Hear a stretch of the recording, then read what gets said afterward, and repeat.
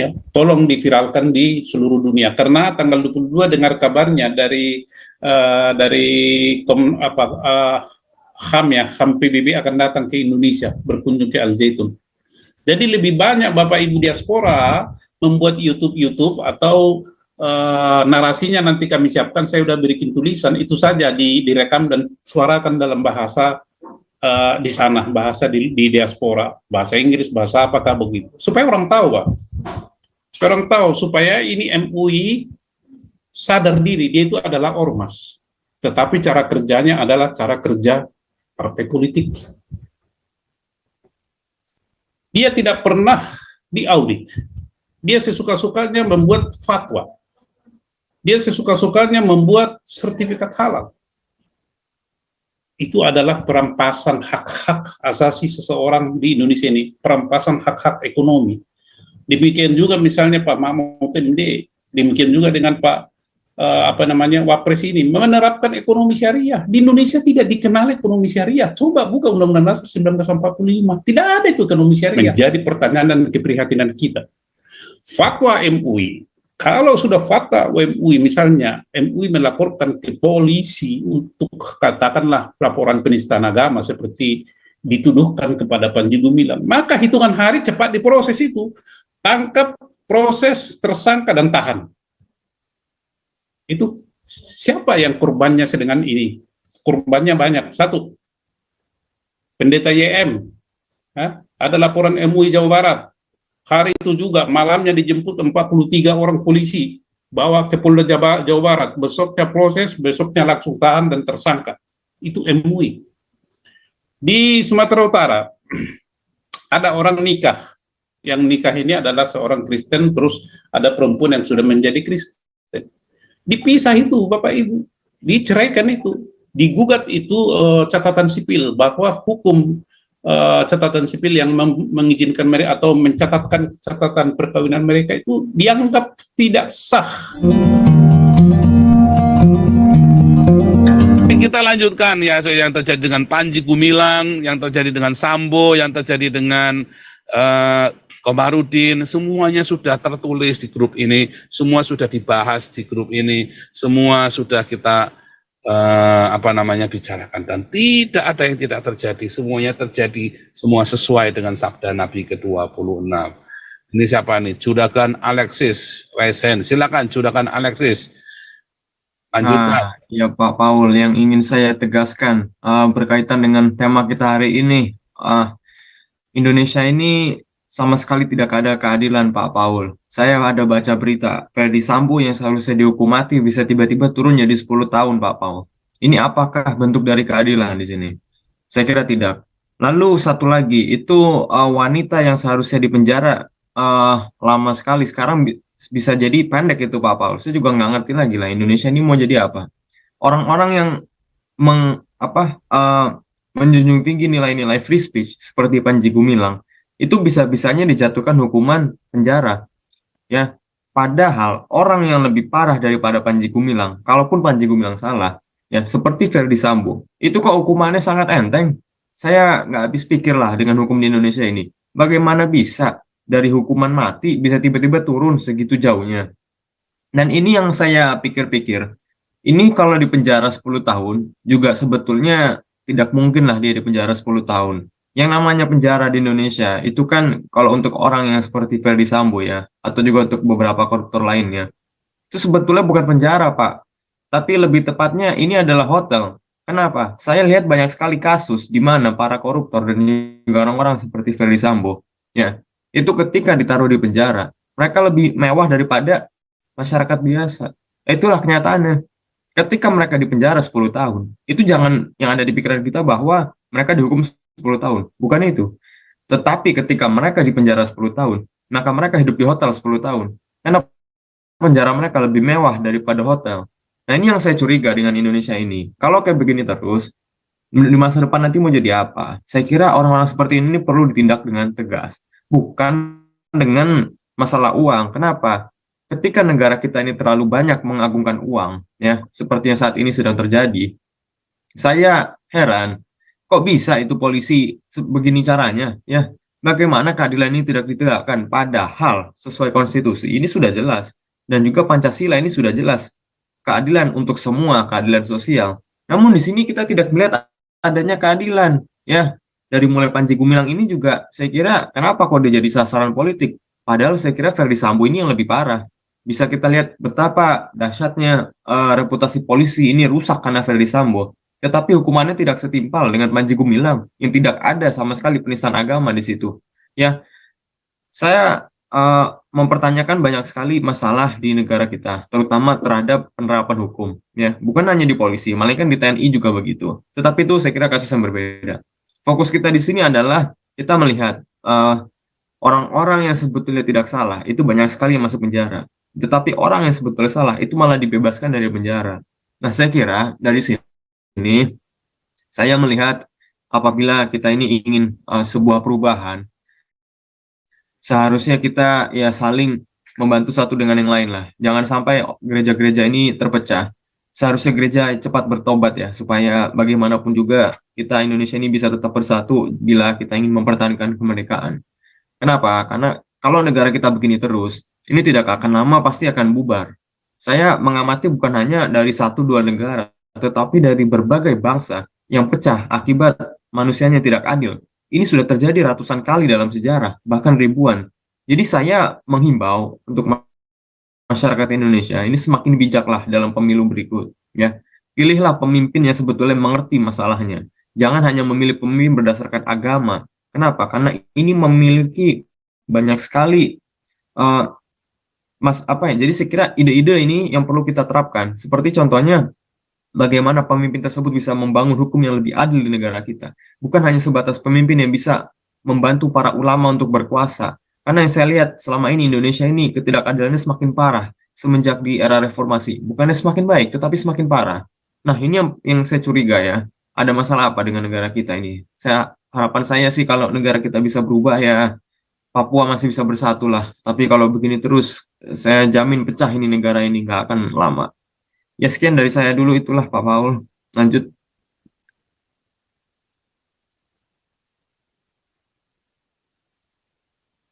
Pak Paul.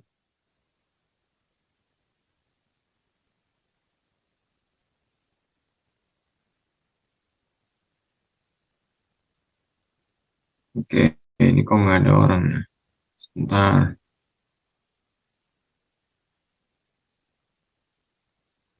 Oke. Oke, saya lagi coba ini ya, cara baru ini ternyata berhasil ini. Oke, lanjut dulu nih, Pak Santiamer, silakan membahas. Jadi untuk masalah Verdi Sambo, kelihatannya Gregorius ini kemarin nggak mengikuti yang diskusi kita selama hampir 1 bulan tentang Verdi Sambo ya, bahwa Verdi Sambo sendiri diperlakukan dengan tidak adil ya, dan bahkan difitnah dengan bertubi-tubi oleh Komarudin ini ya. Verdi Sambo, Verdi Sambo salah saudara, dia pelaku penembakan ya. Dan saya sudah katakan, tetapi dia menembak, dia ada asalnya. Si Yosuanya ini, Brigadir J ini, dia juga bajingan juga, ya. Bajingan juga si Brigadir J ini. Jadi inilah kumpulan orang-orang jahat ketemu orang jahat. Ya, jadi di mana keadilannya? Ya orang jahat ketemu orang jahat. Jangan tanya keadilan di situ, hanya Tuhan yang tahu. Ya, silakan Pak Santiamer. Wah, luar biasa. Terima kasih Pastor Paul, baru tiba di rumah nih Pak dari kantor tadi. Luar biasa. Sebentar Pak Santiamer, ini kita perlu pikirkan tentang Panji Gumilang loh. Sebentar kalian Galarua harus pikirin sesuatu loh. Mungkin kalian ajak gereja-gereja di daerah Cirebon, Indramayu sana untuk bergerak, untuk menjadi saksi betapa apa yang sejak telah diperbuat. Ini Panji Gumilang benar-benar mengalami persekusi loh ini loh. Jahat sekali nih orang-orang Islam ini. Penjoliman loh, bukan orang Islam ya, MUI maksud saya ya. Benar-benar jahat loh ini. Silakan Pak Santiamer. Baik, terima kasih Pastor Paul, teman-teman semua diaspora dan yang ada di Indonesia. Menyambung sedikit apa yang disampaikan Pastor Paul tadi, saya baru tiba dari kantor di rumah ini ya. Ya, perjalanan kurang lebih 30-45 menit lah dari kantor. Jadi tadi kita seharian Pastor sama yang lain-lain sedang berbicara dengan salah seorang yang sangat mengetahui seluk-beluk daripada Al Zaitun ya, juga Panji Gumilang, dan kita berbicara panjang lebar bagaimana kita membela dalam artian apa yang dialami oleh salah seorang Islam moderat ya, di Indonesia, yaitu juga tokoh pendidikan sebenarnya, juga tokoh anti intoleransi, tokoh pendamai, tokoh bagaimana mencerdaskan bangsa, tokoh bagaimana mensejahterakan bangsa, tokoh bagaimana bukan hanya dia mencerdaskan, tapi mempersiapkan anak-anak bangsa Indonesia ini menjadi bangsa yang mandiri, yang manusiawi, dan siap mengisi siap mengisi zamannya nantinya. Nah, tokoh ini sekarang sedang mendekam di dalam penjara Bareskrim, ya. Tambahan lagi, tokoh yang bukan hanya sekedar bicara Pancasila teori-teori, tetapi betul-betul mengimplementasikan Pancasila di kampus pendidikannya itu Al Zaitun gitu ya. Kemudian juga bagaimana dia mempunyai visi ke depan Indonesia ini kuat dalam arti seutuhnya, kuat karena persatuannya, kuat karena toleransinya, kuat karena kesejahteraannya, kuat karena cerdasnya. Jadi ada semangat persatuan. Tetapi ciri-ciri yang melekat pada diri Panji Gumilang ini sebenarnya juga ada pada diri orang lain. Dan ciri-ciri ini sebenarnya adalah atau karakter adalah ini yang dicita-citakan para founding father bagi berdirinya negara Indonesia ini. Jadi Bapak Ibu, tadi kita berbincang-bincang panjang lebar, berbagai hal kita tinjau, sekaligus kita Dewan Pengurus Galarua ya, memastikan dan cek and recheck informasi yang masih kita dengar kiri kanan bagaimana sebenarnya. Ya, jadi ini orang juga mengetahui sejarah dari Al Zaitun itu mulai dari pendirian sampai dengan hari ini. Ya, jadi banyak hal-hal positif dan percayalah Pastor, kita tentu akan doing something ya yang betul-betul membela nilai-nilai yang diperjuangkan oleh pejuang kemanusiaan. Saya bilang pejuang kemanusiaan, pejuang Indonesia kuat, pejuang implementasi nilai-nilai Pancasila di dalam kehidupan sehari-hari berbangsa dan bernegara. Beliau adalah pejuang. Dan ini yang sekarang sedang ditebas oleh yang namanya MUI oligark. Saya katakan MUI oligark ini karena dia itu berkolaborasi yang namanya dengan para petinggi di Indonesia, antara lain Pak Mahfud MD, juga Pak Bapak Wapres, juga yang namanya Gubernur Jawa Barat Ridwan Kamil itu yang berbohong gitu ya. Berbohong mengatakan bahwa Al Zaitun itu menerima uang miliaran atau puluhan miliar, atau bahkan ratusan miliar dari Kementerian Agama. Dan dari Kementerian Agama menyanggah itu secara belak-belakan dan mengatakan bahwa Ridwan Kamil itu berbohong. Nah inilah Bapak Ibu, termasuk teman saya Gregorius ya, di Amerika, Pak. Jadi kalau Bapak yang dari luar negeri memandang Indonesia ini mungkin lebih parah daripada apa yang saya pandang tentang negara saya Indonesia, negara kita bersama lah. Bagi saya negara ini adalah negara bukan negara anomali. Jadi kalau segala sesuatu yang namanya negara anomali itu apa saja bisa terjadi, Pak. Yang benar bisa jadi salah, yang salah bisa jadi benar. Jadi kalau kita memotret penegakan hukum di Indonesia berdasarkan pemikiran normal, norma-norma yang normal, itu tidak akan ketemu. Itu akan membuat kita jengkel, dan makin jengkel. Tidak akan ketemu. Ya bagaimana seperti tadi Pak Gregorius bilang, Sambo, bagaimana dengan istrinya itu, bagaimana dengan yang lain-lain, bagaimana dengan Panji Gumilang. Orang yang melaksanakan perintah Undang-Undang Dasar 45, orang yang menerapkan nilai-nilai Pancasila dalam kehidupan berbangsa dan bernegara, dan itu diberitahukan kepada aktivitas akademikanya, kok ditahan dengan alasan penistaan agama. Nah, ini satu hal yang sangat luar biasa di Indonesia, dan saya selalu meminta tolong teman-teman yang di luar negeri, saya selalu ada tulisan-tulisan pendek. Ya, ada tulisan-tulisan pendek yang membela nilai-nilai pemikiran dan perjuangan daripada Panji Gumilang serta Al Zaitun. Sekali lagi saya katakan, pembelaan ini bukan kepada Al Zaitunnya, bukan kepada Panji Gumilangnya pribadi, tetapi kepada pemikiran-pemikirannya terhadap pembangunan bangsa dan negara Indonesia ini. Kalau pemikiran-pemikiran ini dicoba diredam oleh MUI untuk tidak berkembang di Indonesia, itu berarti sama dengan MUI menginginkan Indonesia ini selalu terpuruk dan miskin, dan selalu dalam kontrol mereka.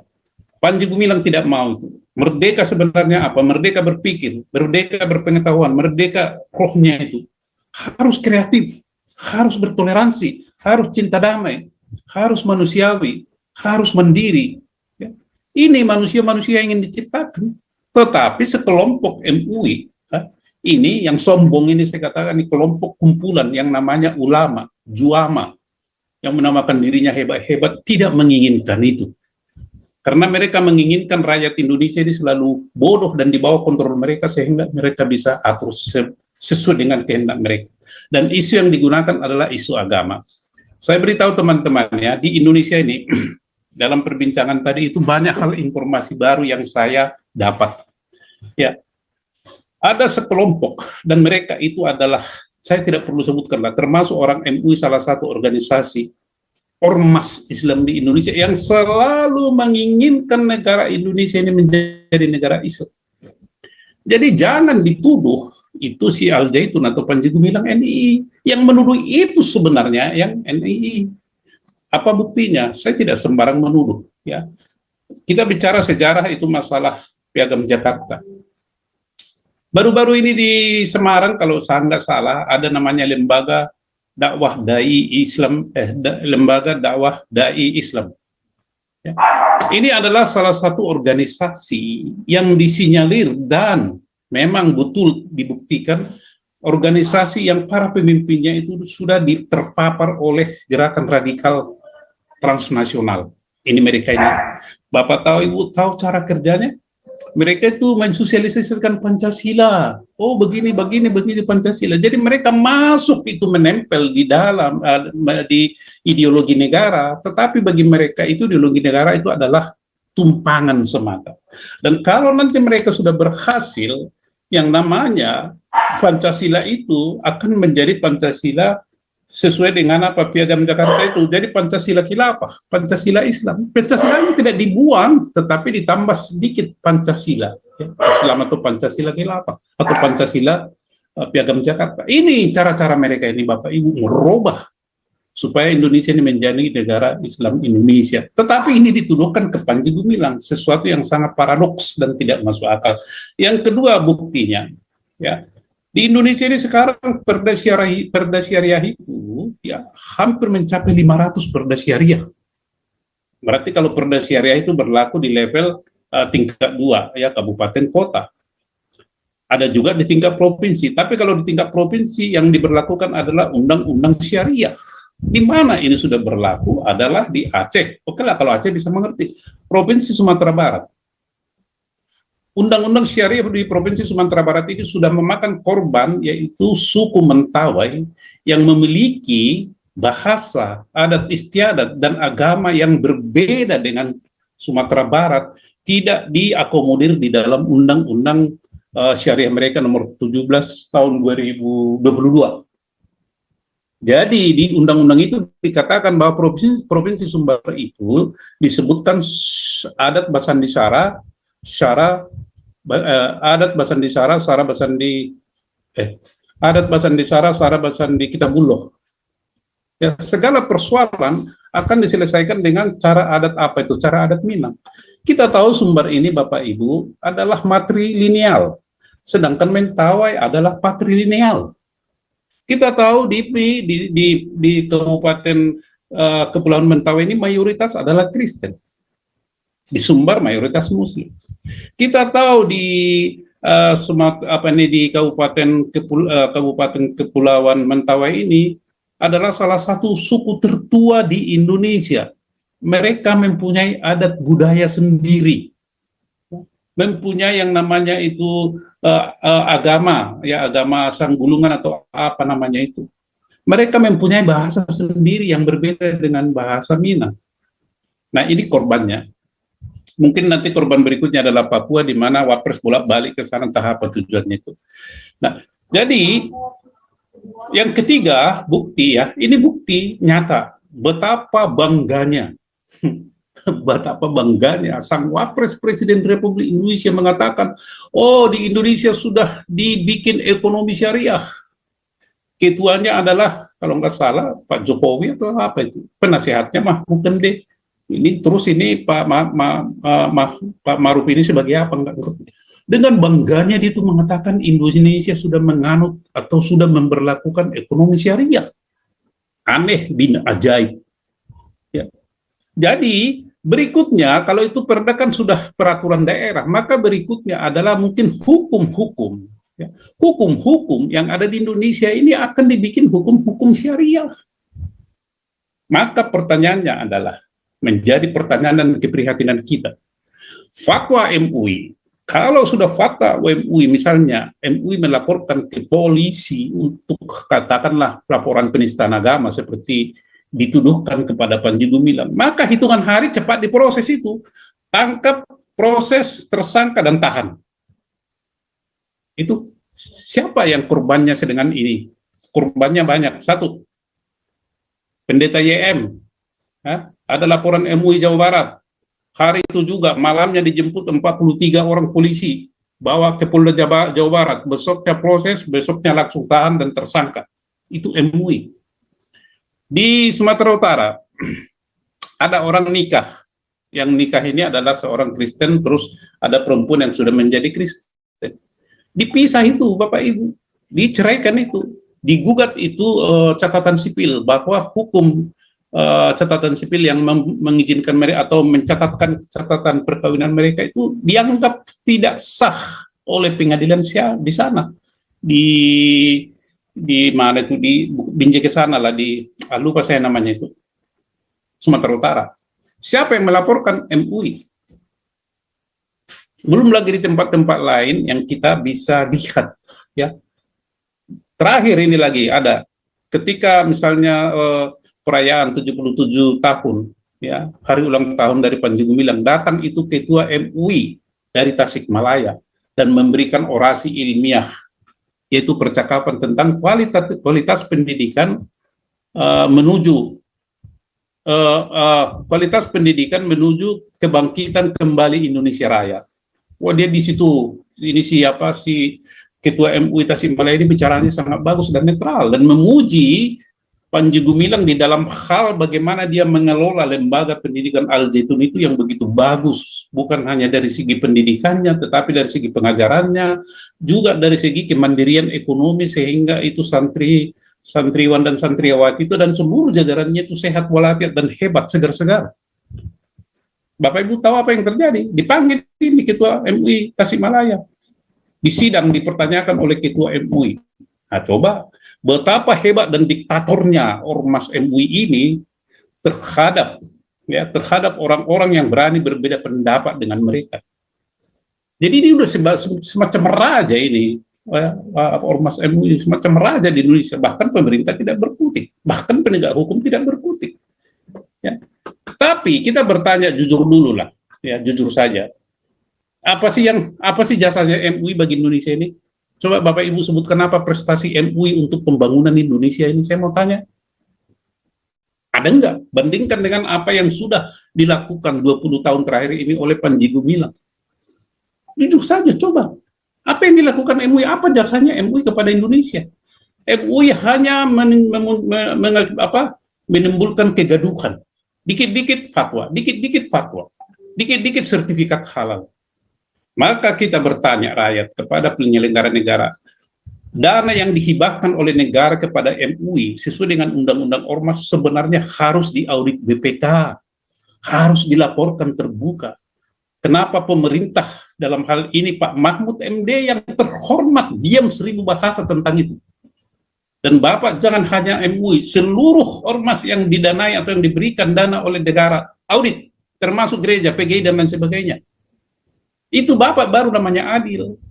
Kemudian kenapa Bapak diam 1000 bahasa sesudah Bapak melontarkan masalah TPPU 300 sekian triliun itu di DPR Republik Indonesia? Mana tindak lanjutnya Pak Mahfud? Mana? Kenapa Anda diam? Anda kejar dong.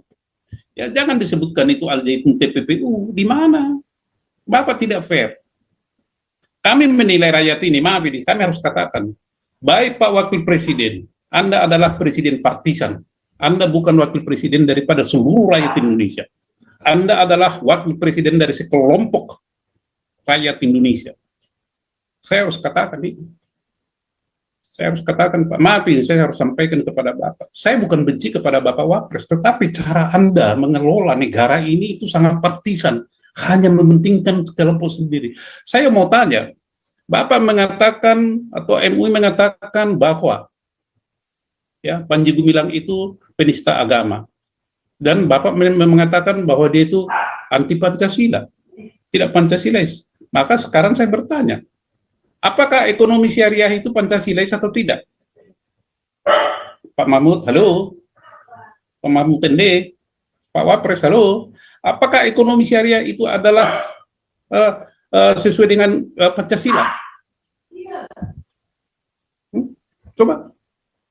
Jadi Bapak Ibu yang ada di luar negeri, tolonglah, ini diviralkan, ya, pembicaraan kita diviralkan, Kutip bikin video, viralkan biar orang tahu di luar negeri betapa orang di Indonesia ini yang mencintai negaranya, ingin negaranya maju, berbuat segala sesuatu supaya anak bangsa ini hebat dan hebat, berpendidikan dan sejahtera, tetapi dihambat oleh satu ormas dan kompanyonnya itu ormas MUI. Coba. Nah, soal Sambo saya tidak berkomentar banyak. Karena apa? Indonesia saya katakan adalah negara anomali. Negara yang bukan-bukan. Maaf ini Bapak polisi, Bapak-Bapak polisi yang saya hormati, Bapak Polri. Ini ada suatu sebutan, mungkin melecehkan, tapi saya tidak setuju dengan sebutan itu. Terus terang aja saya tidak setuju. Kalau Bapak Ibu tersinggung, tapi bukan maksud saya begitu. Ini adalah fakta di lapangan. Bagaimana mereka mempelesetkan polisi itu karena melihat atau jengkel dengan perilaku oknum-oknum tertentu di polisi yang tidak bersikap fair dalam penegakan hukum. Mereka mengatakan apa? Mereka mengatakan polisi itu adalah singkatan dari perkara orang lain sumber income. P perkara, O orang lain, L lain, S sumber, I income. Kurang ajar memang yang memberi singkatan ini, ya saya juga marah melihat, tapi benar juga ya kalau dilihat ini tidak semua sih. Jadi tolonglah singkatan-singkatan atau plesetan ini menjadi kritikan yang positif bagi Bapak-Bapak Polri. Contoh, kita dari Galarua mengadukan yang namanya Ustadz Kainama melakukan pencemaran, atau bukan pencemaran, penistaan agama. Sampai hari ini mana tindak lanjut daripada laporan itu? Bukan laporan tingkatannya, malah hanya apa tuh istilahnya itu, di Bandung itu, Jawa Barat. Coba. Itu namanya Hanne Kristanto, melakukan teror kepada seseorang, kita laporkan, sampai hari ini juga dibolak-balik itu. Saksi inilah, saksi itulah, semua dipersulit. Ini bagaimana nih Bapak Polisi? Karena mungkin kita tidak menjadi perkara kita bukan menjadi sumber income bagi Bapak. Wah, saya sebenarnya nggak setuju dengan istilah itu. Kamarudin juga kita tahu ceritanya. Ya. Kita bukan menjelek-jelekkan beliau. Tapi kalau ada dua orang yang memperkatakan atau menyaksikan sesuatu terhadap seseorang, maka kesaksiannya itu betul kan? Sama dengan misalnya kalau ada perkara atau dugaan pelanggaran, kalau ada dua alat bukti kan itu sudah sah. Sama dengan misalnya kalau ada dua orang menyaksikan tentang seseorang itu, kesaksiannya itu sah. Dan itu misalnya mengenai Kamarudin itu kita dengar itu. Tapi urusan dia lah itu, kita nggak ikut campur dengan itu. Yang ingin saya katakan adalah betapa di Indonesia ini perubahan, setiap orang yang melakukan perubahan ke arah yang lebih baik, sesuai dengan nilai-nilai Pancasila, sesuai dengan tuntutan Undang-Undang Dasar 45, dibabat habis, dipersekusi, dizolimi. Contohnya itu ya Panji Gumilang. Coba tanya apa pemikiran dia yang salah. Pemikiran dia bagus semua. Kalau istilah-istilah yang digunakan itu ya boleh-boleh saja, tetapi apakah itu intisarinya? Tidak. Ya. Tidak. Jadi Bapak Ibu, negara Indonesia adalah negara bukan-bukan. Kalau dikatakan di teori-teori, di fakultas, di seminar-seminar, oh Indonesia bukan negara agama. Oh ya, di konstitusi. Bukan negara sekuler, oh iya. Tetapi faktanya apa? Sudah negara agama. Apa itu? Perda syariah, undang-undang syariah, ekonomi syariah, hukum juga mungkin hukum syariah sebentar lagi, ideologi juga mungkin nanti ideologi syariah. Ya tetap Pancasilanya dipakai, tetapi isinya sudah diganti, yaitu Piagam Jakarta.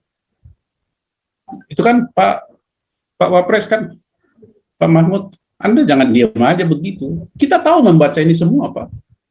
Ya, membaca ini semua. Jadi jangan Negara Kesatuan Republik Indonesia. Kalau saya menulis NKRI, saya tidak mau menulis NKRI, tapi NK dalam kurung satuan, baru RI, Negara Kesatuan. Saya takut apa? Diplesetkan nanti negara khilafah. Itu sah-sah aja kan. Negara khilafah Republik Indonesia.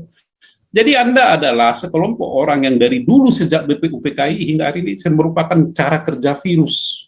Menempel kepada sesuatu yang sah tetapi Anda gerogoti. Menempel memakai istilah Pancasila tanpa Pancasila syariah. Kenapa? Bapak kan sudah menggunakan perda syariah, ekonomi syariah. Apalagi? Undang-undang syariah nanti, udah kan? Maka nanti akan muncul istilah Pancasila syariah. Inilah yang namanya pembodohan itu kepada rakyat Indonesia. Dan ini adalah anti Negara Kesatuan Republik Indonesia. Dan Anda adalah pelaku, penghambat daripada pelaksanaan tugas nasional, yaitu mencerdaskan bangsa.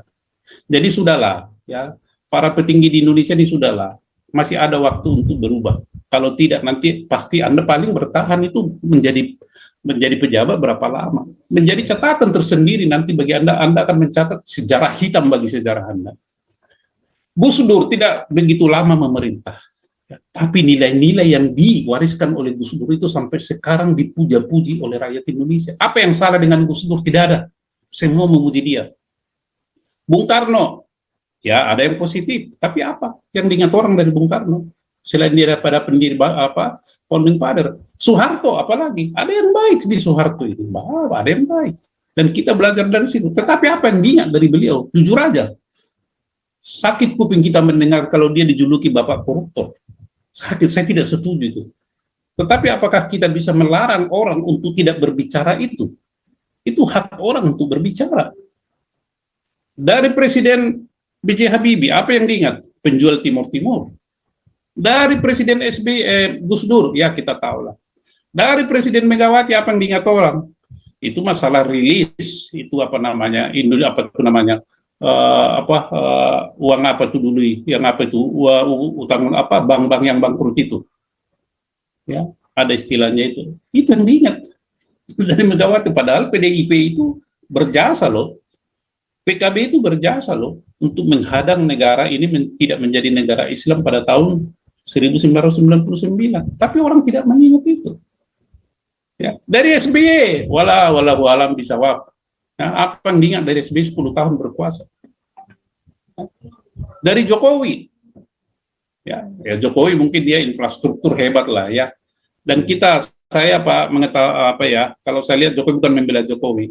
Sesudah GBHN tidak ada lagi di Indonesia, maka yang ada adalah Rencana Program Jangka Panjang Nasional, RJPN, 20 tahun. Jadi 2004 sampai 2024. Nah, kita akan cek apakah RPJM-nya Jokowi selama 10 tahun 2014 sampai 2024 itu sama dengan RPJP atau tidak, karena itu undang-undang. Terus rencana kerja jangka pendeknya sama atau enggak? Kalau tidak sama, ya udah berarti Jokowi juga udah menyalahi. Tapi saya yakin itu sama, walaupun detailnya beda-beda. Jadi Bapak Ibu, ya terutama teman kita dari Amerika, tolong Pak, kita tidak cukup hanya berbicara di sini. Kami dari Galarua, ya tidak cukup hanya berbicara, tetapi satu, kami tidak perlu menyampaikan apa rencana detail Galarua. Nanti kalau kita minta dukungan dari pastor dan lain, tolong dibantu. Tapi sementara ini, tolong viralkan kelakuan daripada MUI, ya, yang mencoba menjolimi setiap orang yang ingin Indonesia ini maju, menjolimi, bahkan ini kalau istilah kasarnya itu membunuh secara fisik ya, membunuh kalau orang ditahan atau menjolimi lah, kalau membunuh terlalu kasar. Menjolimi setiap orang yang ingin Indonesia ini maju, menjolimi orang yang melaksanakan Undang-Undang Dasar 45, menjolimi orang yang melaksanakan Pancasila. Ya, tolong diviralkan di seluruh dunia, karena tanggal 22 dengar kabarnya dari HAM PBB akan datang ke Indonesia, berkunjung ke Al Zaitun. Jadi lebih banyak Bapak Ibu diaspora membuat YouTube atau narasinya nanti kami siapkan, saya sudah berikan tulisan, itu saja direkam dan suarakan dalam bahasa di sana, bahasa di diaspora, bahasa Inggris, bahasa apakah begitu, supaya orang tahu, Pak. Supaya orang tahu, supaya ini MUI sadar diri, dia itu adalah ormas, tetapi cara kerjanya adalah cara kerja partai politik. Dia tidak pernah diaudit. Dia sesuka-sukanya membuat fatwa. Dia sesuka-sukanya membuat sertifikat halal. Itu adalah perampasan hak-hak asasi seseorang di Indonesia ini, perampasan hak-hak ekonomi. Demikian juga misalnya Pak Mahmud MD, demikian juga dengan Pak Wapres ini menerapkan ekonomi syariah. Di Indonesia tidak dikenal ekonomi syariah. Coba buka Undang-Undang Dasar 1945. Tidak ada itu ekonomi syariah. Yang ada di situ adalah ekonomi kerakyatan. Ya, ekonomi Pancasila. Jadi kok dimunculkan ekonomi syariah ini bagaimana nih Wapres ya?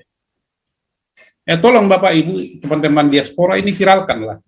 Nah kalau kita sudah bersinergi saling menguatkan, tentu nanti dampaknya akan lain.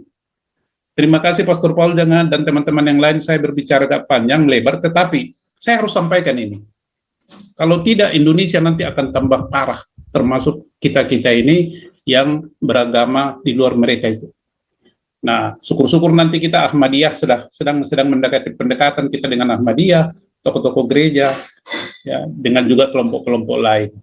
Untuk kita satu hati nanti, yaitu merumuskan atau mengumandangkan yang namanya adalah kita anti toleransi, cinta perdamaian, cinta kesejahteraan, mandiri, dan cinta merdeka. Dan Bapak Ibu, ini tambahan aja ya, terserahlah. Nanti akan ada sekelompok tanggal 17 ini mengadakan perayaan 78 tahun Indonesia Merdeka.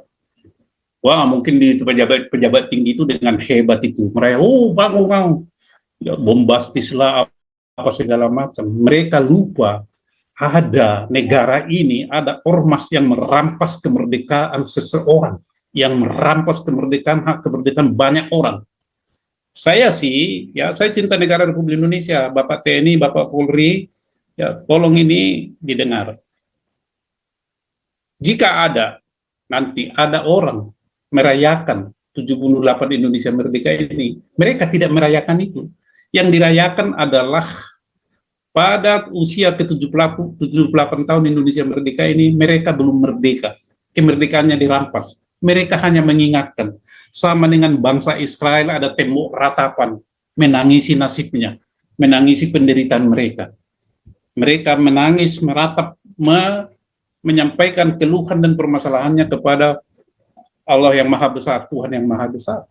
Jadi jangan heran nanti akan ada sekelompok masyarakat yang merayakan Indonesia Merdeka ini, tapi yang dirayakannya bukan Indonesia Merdeka, adalah anak bangsa yang belum merdeka, atau anak bangsa yang kemerdekaannya dirampas. Ya, itu yang saya sampaikan Pastor Paul dan teman-teman yang lain. Ya, Tuhan memberkati kita semua. Jayalah Indonesia sepanjang kita berkeadilan dan berkeadilan dalam hukum dan dalam segala hal. Tuhan memberkati, Pak. Silakan, Pastor. Kau bilang kau menang debat, lawan domba yang sesat. Kau bilang banyak yang tobat,